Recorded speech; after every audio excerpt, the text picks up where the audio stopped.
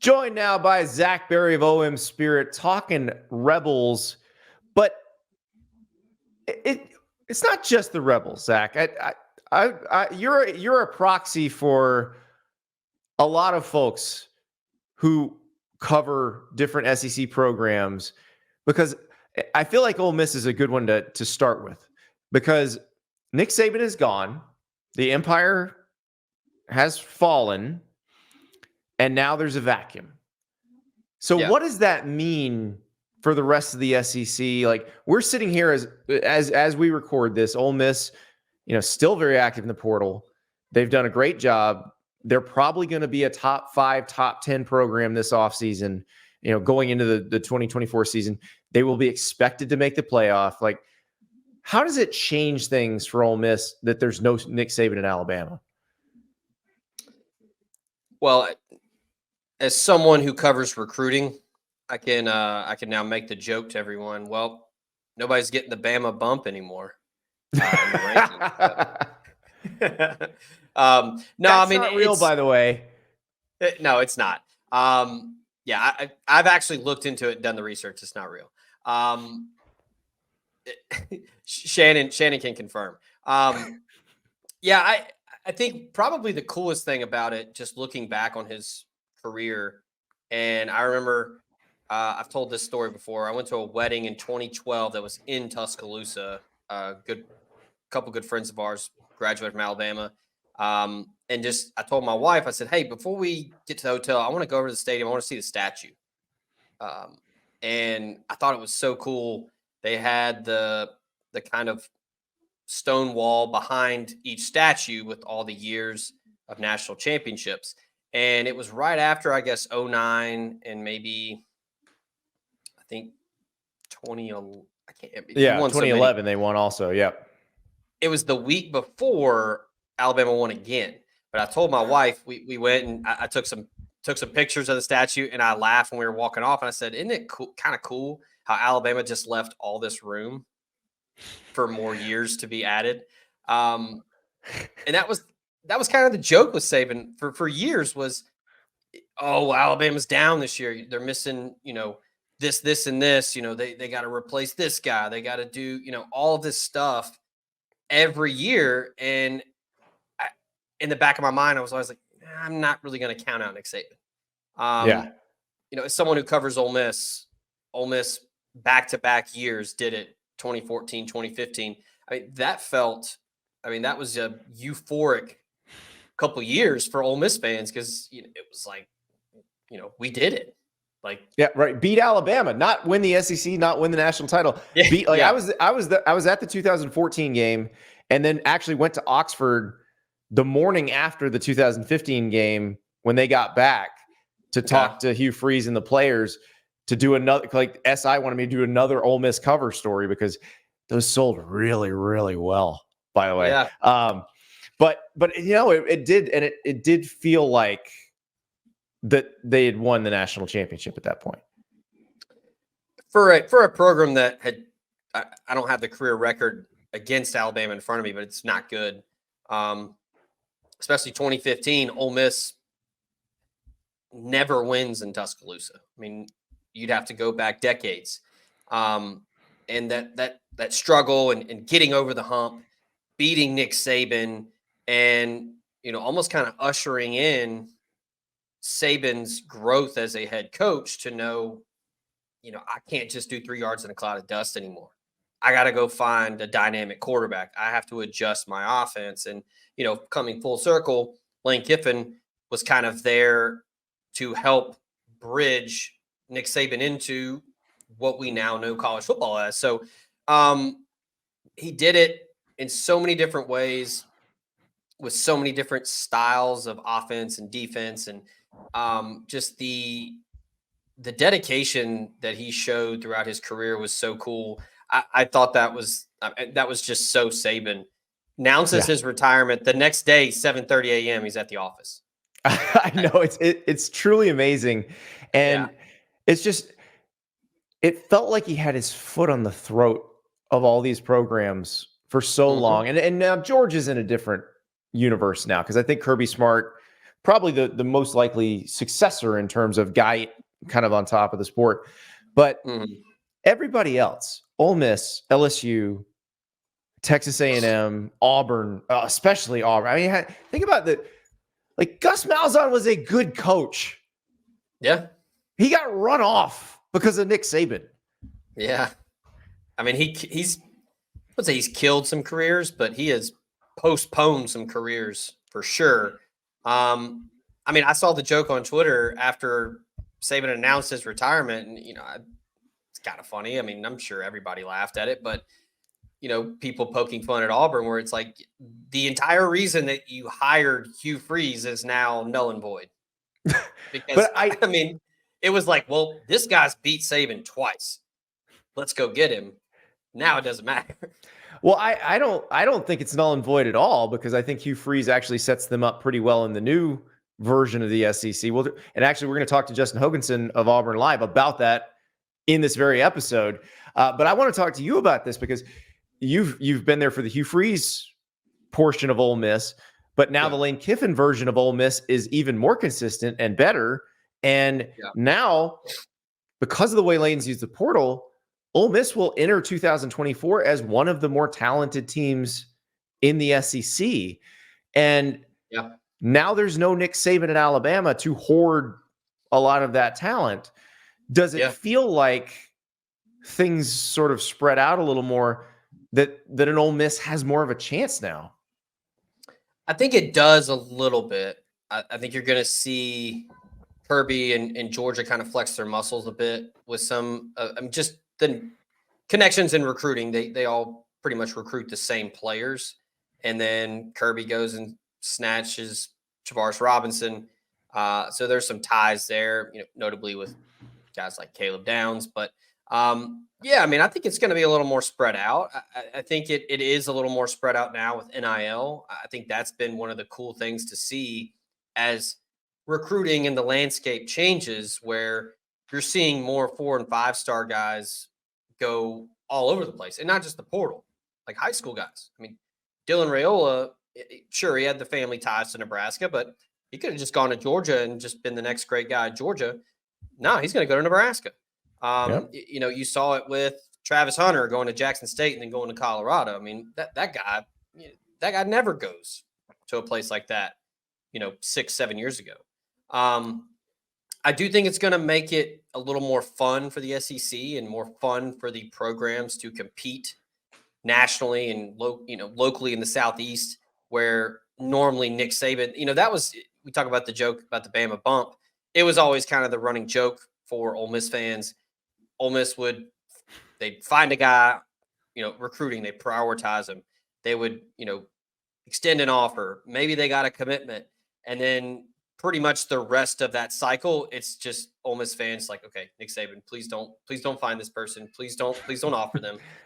Because it's happened before. I remember when Dan Mullen coached Mississippi State, he told me we don't tell people about some of the recruits we find because we hope nobody else can find them.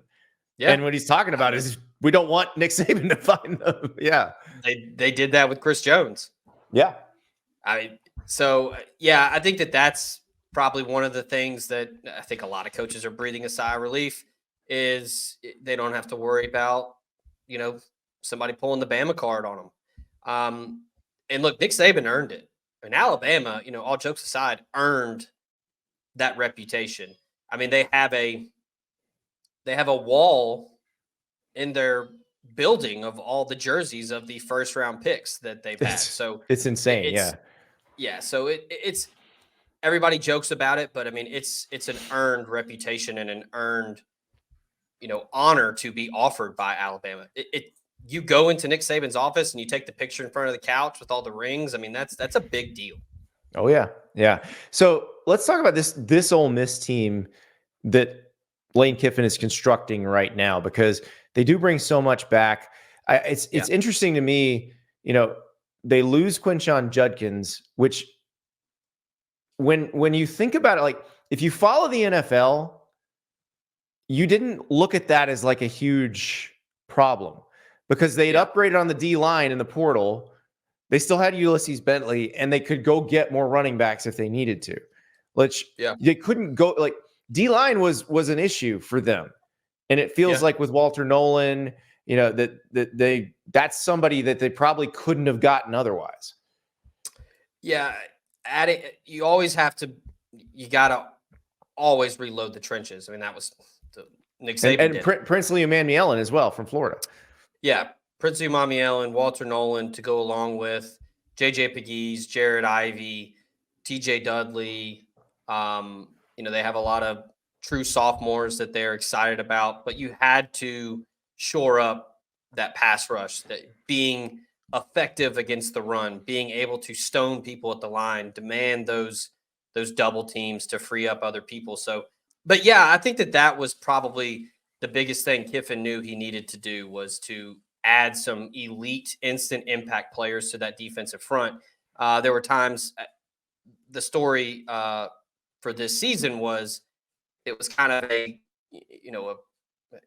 term come to Jesus moment for Kiffin and Ole Miss when they played Georgia. Yeah. And it was not close. It was a blowout. It was a disaster. And just Kiffin talking about how physical Georgia was and how Ole Miss was just not physical. They couldn't hold up. They weren't deep enough. I think that was the biggest thing. And then on the offensive side, you get Jackson Dart back. You get Diego Pounds out of North Carolina, starting left tackle that protected Drake May. And then you go get Juice Wells. You bring back Trey Harris, Jordan Watkins. And then you mentioned Judkins. Losing him is big. I mean, just the guy was in the same sentence as Herschel Walker for the first 2 years in college. I mean, he was outstanding, but Ole Miss goes and gets Logan Diggs from LSU, was really good at Notre Dame, had some injuries at LSU, but had a great year.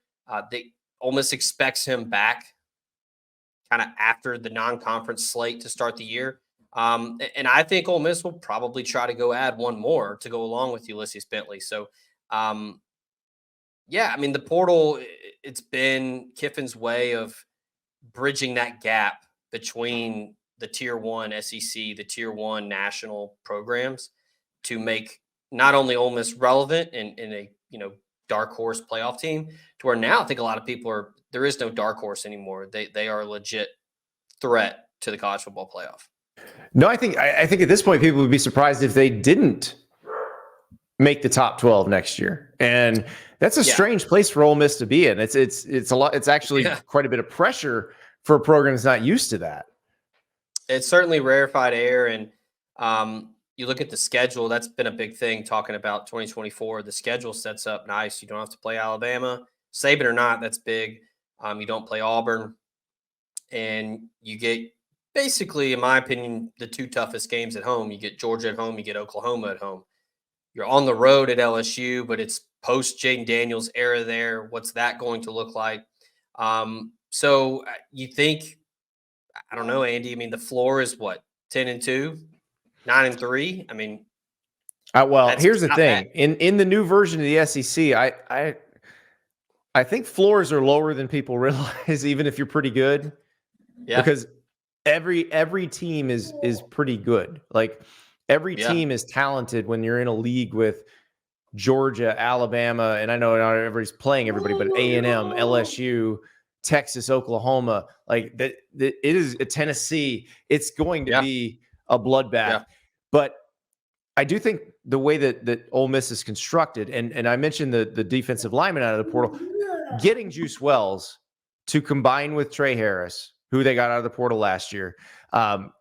Priestcorn comes back at tight end. Like it feels like they have a group of weapons that those are the hard parts. Those are the parts that you don't normally have. So I think that's why there's so much hype going into the season. Yeah. They're adding a lot of, it seems like the model has been experienced players regardless of P5, G5, whatever. Yeah. Especially defensively, Pete Golding and that staff pretty much said, hey, we don't care where you played. Dejon Anthony at Liberty, we don't care. You played a lot of football. Come play here. John Saunders comes back, played a lot at Miami of Ohio. Really effective safety for Ole Miss this year. He comes back. They went and got Zamari Walton from Georgia Tech, Deshaun Gaddy from North Texas. they're not going to discriminate on, well, we need you to be Power 5 experience. That's not going to be a deterrent. They're going to just find, if they think that you're a fit and you work well in the scheme, then they're going to go after you. Ole Miss lost Tyler Barron this week. He flipped his portal commitment to Louisville. And I talked to a few sources, and they said, hey, we're not going to push. We're not going to press to just add someone just to add someone. They have to be a complement to Walter Nolan, Princely Mamiellen, Jared Ivey. So it's got to be a fit. So I think that's important for the approach of, the quote free agency era of college football, where, hey, it's got to be a locker room fit. It's got to be a scheme fit. So this isn't like we lost a 6'6", 255 guy. We got to go find another 6'6", 250. Right. No, like it's got to be a fit. Well, and what I like about what they're doing, and what I think is probably the plan here, you mentioned, have you played a lot of football? The schools that are super recruiters, that are still getting a bunch of 5 stars, they're the ones that are losing those guys at the bottom of their roster because they're not playing. They're going to other places. You've seen that with Georgia. You've seen that with Alabama. Now, Alabama's a different animal because of the coaching change. But like you've seen with Georgia, guys who were very highly recruited, who didn't play, who got in the portal. That means Georgia's backups are probably going to be a lot of freshmen. And like Ole Miss got the healthiest version of Georgia last year. And you saw what happened. But Alabama got a version of Georgia that was more banged up and had to play some younger guys or some less experienced guys. And guess what happened? And when you've got old guys, that's helpful. It is, and that was a theme this year for Ole Miss. With Jackson Dart, second year in the system. Quinshon Judkins, second year in the system. You mentioned Jordan Watkins and Trey Harris, and Watkins will be a third-year guy next year for Ole Miss, and they've just played a lot of football, where it's not hey, you were a 5-star, but you've only played in 2 games on special teams.